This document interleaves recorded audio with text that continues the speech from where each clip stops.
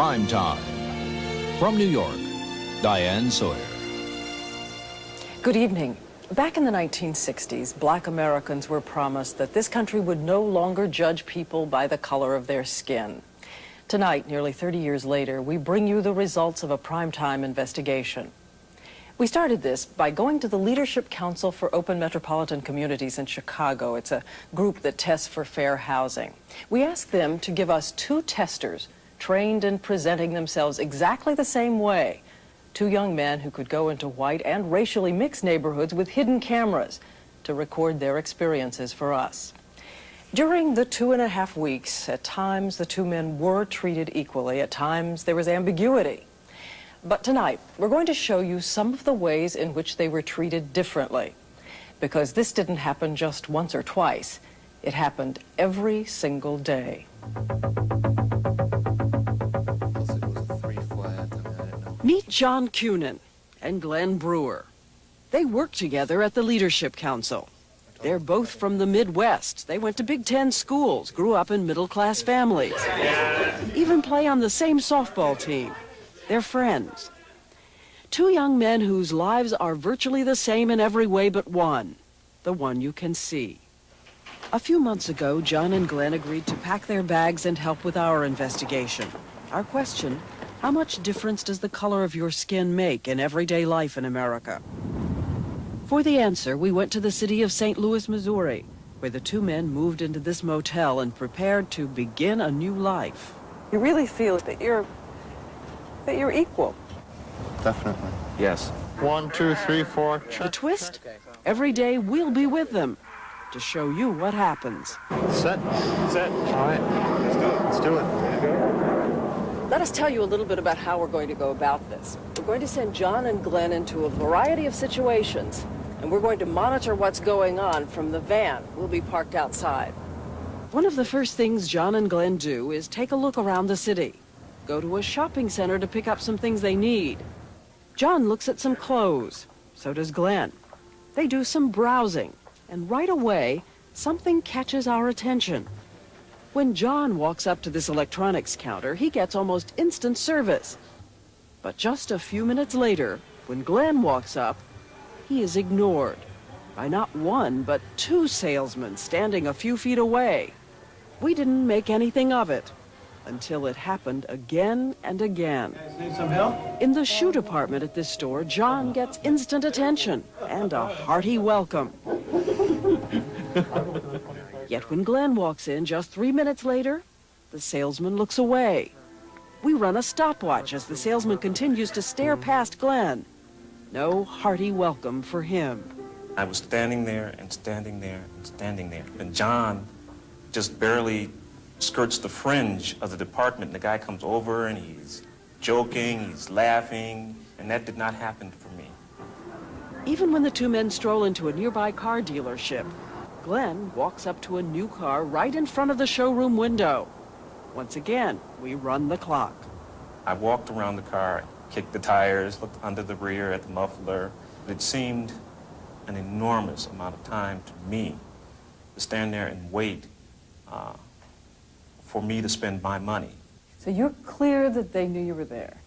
Yes, there was a black salesman who looked at me and then looked away. A black salesman? The same salesman who was there in an instant, the moment John set foot on the lot. We can work it out for you. What do I have to do to earn your business? Sign your shoes. What about that? What about that salesman? Julianne Malveaux and Clifford Alexander both study the social and economic consequences of race in America. She's an economist at Berkeley. He's a consultant and former Secretary of the Army. His life lesson is the same life lesson that the white salesman got, that this is a group of people that for some reason I should deal with differently, despite the fact that I might make some money from them. That different treatment became apparent in another way when our two testers went to a record store. John browses quietly, so does Glenn. That's him in the background. But now, watch the salesman approaching from the left. He stops next to Glenn. He's not offering to help him, he's tailing him. And when I moved, he moved.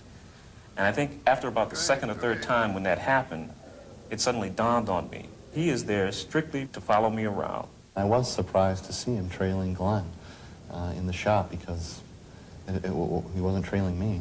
This salesman who followed Glenn around in that store, men like that would say to you, this is not racist behavior. Black people commit more crime as a percentage of population. That's why I followed him. Do you think that all 32 million black people should be judged by some statistic about crime in this society? No, but the Okay, question is, that's it. what That's all. kind of blame do we put on I this rest person? my case. I rest my case. It isn't a question of blaming the white person following. It's a question of understanding why he follows. If this man had behaved suspiciously, if he had picked up something, put it down, perhaps put it toward his pocket, that would be one thing. He was browsing. Nearly every day or night, someone treated Glenn like an outsider. For instance, one day, we locked the two men out of their cars, 40 feet away from each other. Glenn struggles all alone to get into his car. John, on the other hand, has a small crowd of passersby, offering information and help. If you call the police, they'll come open it for you. Oh, well, that's okay. Everybody who came by in my car, it seemed, had something to say to me. And you? Nothing. No help, no one. One night, John and Glenn go for a walk in downtown St. Louis, one just ahead of the other. But when a police car passes by, it's Glenn who gets the pointed once-over. When he got to where John was, he rolled right by John.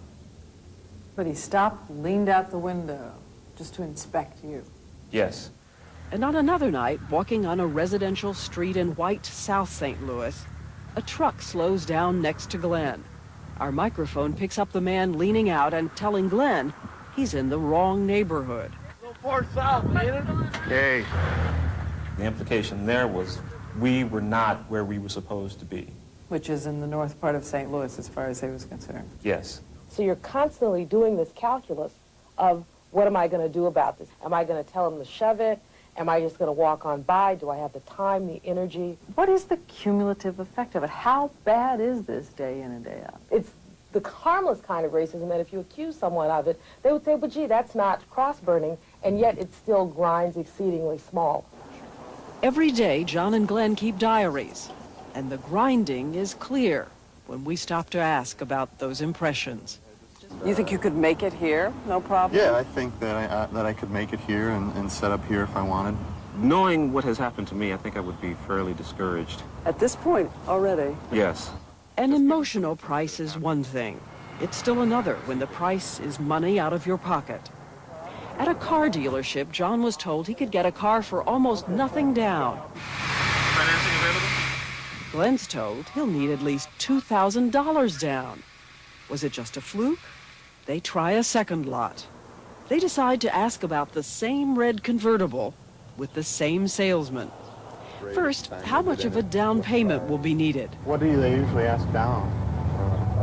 Anywhere from 10 to 20%. You know, it just depends, sure. Well, normally the banks want anywhere from 20 to 25%. So you're looking at a couple grand there. Already, John's advantage is as much as $1,000. And what about the price of the car? You could probably pick it up for somewhere around the 9 range. 9? I mean, if I could get you in the car for, say, 95 even, think you'd be interested? Once again, a big difference. Since we heard all of this from the van, we decided to get out and see if we could get some answers. The manager met us first. What do we got today? Can we talk to John Novak? And then that salesman appeared, and we asked him why John and Glenn were quoted different figures. Well, they're all different. It just depends. Two guys come in looking at the same car. What's the difference? For him, the banks will do 10 to 20. For him, 20, 25? What's the difference? Depends on the vehicle, ma'am. They were looking at the same vehicle. Oh, okay. What's the difference? We never did get an answer. Is there a difference? And we're not the only ones asking that question. Experts say car salesmen consistently regard blacks as less sophisticated customers and try to make them pay more.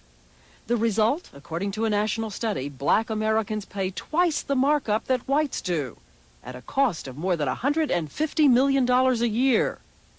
And another way African Americans pay for the color of their skin is job discrimination. Over several days, John and Glenn apply for all kinds of jobs, signing up for job services, answering the want ads. Once again, from the very beginning, we notice something subtle but unmistakable. Not just what happens, but how they're treated. Call tomorrow and ask for Don. At a storefront job service, both our testers pay a fee and sign up. If I give you a list of jobs, okay? And there's one particular job on there. John is told pleasantly it's against the rules to share a confidential job listing with a friend. But when Glenn gets that information, it's a lecture, complete with a little warning about laziness. I'm going to limit your jobs. I'm going to monitor you real close. As I've had people come in here, give them good job leads, they never show up. They never show up because they're too lazy to work. How often, how many times would you hear lectures about laziness or showing up or drug abuse? Quite often, in a lot of the situations. More than once, John is encouraged about a job while Glenn is turned down flat. This dry cleaning business is advertised for help out front at the counter. What's your phone application? Positions are taken. Positions are taken. Hi, still positions available? As far as I know, yes. Since John and Glenn have dealt with different people, we ask them each to go back a few days later to see if the same thing happens. It does. Glenn is told. I really don't know anything about it. John is told. Yeah, they're still interviewing people. Yeah? Positions are still available? Yeah. These are life-threatening situations. When you talk about a person's work, that's life-threatening to them. That's what they do. At this point, there's only one more area to explore. John and Glenn need to find someplace to live. Right off, we start hearing something different. This was a Catholic church 4 blocks up the street. The building manager gives John a relaxed description of the area. So you were being kind of welcomed to the neighborhood. Yeah. Whereas I felt like I would be in boot camp, and he was the drill instructor. I'm strict, I'm tough. I use whatever I have to enforce my. He also made reference to the fact that he wanted to keep his building clean because it was not a ghetto. There were other building managers who seemed perfectly cordial and businesslike. What's included? All of this, gas and electric? Yeah, we furnish the stove and refrigerator. Glenn left satisfied he had the same chance as anyone else at getting this apartment. But 5 minutes later, John arrived. Listen. Is it a good neighborhood? So far, pretty good. Yeah? But they're moving in. Really? Yeah. I just showed this to one when I moved. Yeah. I don't know how long it's going to be this good as it is, but... Have a nice day racism on the surface. Let me show you this place, and you know, I'm not going to do anything illegal as soon as you're gone, and one of them was just here. And this is what happens when John and Glenn spot this sign at another apartment building and go in to inquire. John goes first. So 1 bedroom, it's got air conditioning. The manager gives John a set of keys. The key system works, here's your master. Okay. Okay? John tours the vacant apartment. He's told it's available immediately. Got a couple other places I'm going to look at, and if I decide on this one, I'll be back. I'll have this filled up. Okay? Okay, I appreciate it. All right, well, thank you. Bless you and have a good day. John leaves. And listen what happens when Glenn walks in. Suddenly, The apartment has been rented? the manager explains that regrettably, early that morning, a woman paid a deposit on the last available apartment. Oh, called in earlier this morning? There's nothing for Glenn to see, so he leaves. Bye-bye. You too. Okay. Once again, we decide to go in search of an explanation. May we ask you a couple of questions? These 2 gentlemen came in, and when this one came in, you gave him keys to an apartment, 1 bedroom with air conditioning. But when this gentleman came in 10 minutes later, you said there was no apartment available. No, I told this gentleman I had a call on the apartment. But we pointed out what he had said. He had told Glenn the apartment had been rented by a woman that morning. Yet he showed John the apartment in the afternoon. Oh, ma'am, I am not prejudiced. I got Mexican, I got Jewish, my God. How many black people in this apartment? There's none. At this point, the building owner appeared, trying to throw us out. I'm asking you to move your camera, okay? Out of the apartment or call the police to you, okay? We have never discriminated. As long as they don't have 4 or 5 kids, we do not have any empty, so out. Later, Glenn remembered the manager's parting words. He said, bless you both. And that infuriated me. How dare you wish blessings on me after you have just insulted me, after you have just told me that I can't live here because of the color of my skin. We will have moved a step forward when white people feel as angry and as animated and as outraged about this as we do. I mean, we're not surprised, but whenever this is confronted, I'm confronted with this, I'm angry. You're sitting in a democracy and you want to say, Jane or Johnny, you can go all the way. This is open. This is America. But you know what just happened to you in the store. And you know that that's America, too. In quite a few ways, yes, it has been rough. After 2.5 weeks, our investigation is over. And even these two professional discrimination testers say this was an experience that opened their eyes. I didn't realize the big differences in all these situations, and I couldn't really believe it, that it was happening. You walk down with a suit and tie, and it doesn't matter. You carry yourself in a very respectful manner. It doesn't matter. Someone will make determinations about you, determinations that affect the quality of your life, and the only basis is the one thing that will not change about you. I'm not going to take off black skin. I'm going to be black forever. A footnote. We chose St. Louis for this report, but we think it could have been any city, and the National Studies on Discrimination bear this out. That's why our experts, Malveaux and Alexander, both wanted to emphasize that they think if things are going to change for black Americans, it will only be when national leaders in business and politics say, this can't go on, it's just not fair. And finally, after we completed our interviews with John and Glenn here in New York, we couldn't resist just one more test. We taped the two of them just a few blocks from our studio as they each tried to catch a New York cab to head home. Watch as the first cab sails straight past Glenn to pick up John. I gotta go to LaGuardia.